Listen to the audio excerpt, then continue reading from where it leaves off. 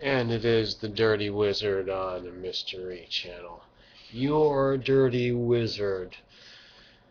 Some of you wonder where that came from, but I'm not going to tell the story right now. I'm wanting to talk about astrology very much so that you just get more familiar with it. I love astrology. I love the planets, and in order for someone to get into it, they have to really love the planets.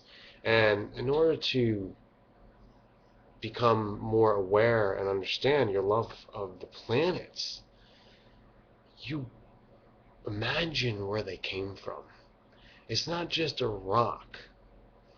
I often insult astronomers by telling them that you just think you're looking at some rock. That's all it is to you, some big rock in the sky. Like a woman looks at the rock on her finger, the wedding diamond. And all it is just this valuable thing that you can measure and possess. It's tangible. It's not something that keeps changing and keeps exerting an influence on your actions. Well, I shouldn't have compared it to the wedding ring because that does a lot of influence on married wives. But the idea that something is just a rock, and that's how they deal with it, but a rock is smaller than you, usually, unless you're talking about a boulder. It could be about the same size. But in any case, it's not a mountain or mountain ranges or planets of 10,000 times as many mountain ranges and substance in there, and how much energy or unknown phenomenon. That's not just a rock. That is... See what I'm saying? Like, you have to love planets. You have to get into it and be like, what? TF? WTF? It's beyond comprehension. It's like the ant looking up at the elephant and not even perceiving it barely, but it knows that it must be some incredible macrocosm. Or the ant not looking up at the elephant, but looking up at Mount Everest and, crawling along and one day just imagining, like, my goodness, my God, it's so tall and I'll never be able to walk the whole thing in my lifetime.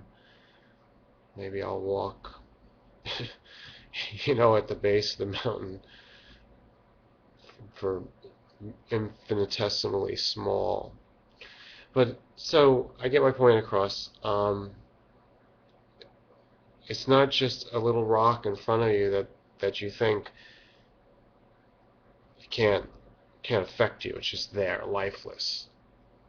And they ask, is there life? Well, not life like we are in form, but there's life forms that you can't even imagine yet. I can imagine them.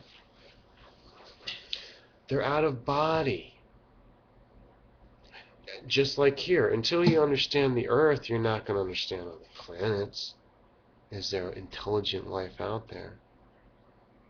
What about, is there intelligent life everywhere? You see, the other dimensions or the paradigms within our universe, within the reality that we can perceive, it expands to the point where it expands like, or I can expand it with my expandable measuring stick. There's dimensions of levels within levels.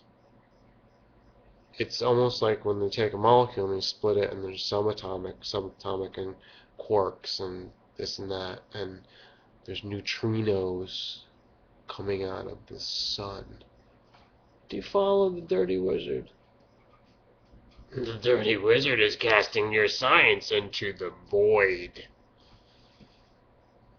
And yes, I will still tell you that the substance out there, what we perceive in the universe, just an entire, gray matter, it is created by thoughts that go out there. See, they don't understand when they talk about things in modern science. I don't know, I don't want to insult it, but what they propose to call science, what they suppose is a science, their feeble body of knowledge. You've got to get into the big leagues. You see, the real understanding of stuff. It just starts with the premise of astrology. It starts with God is a mystery. Reality is a mystery. It's not just about, measuring. That's one thing. That's form. You want to talk about form? Form is great. Look, okay, I didn't mean to get into a philosophical tirade here. I don't need to do that. What do I need to do?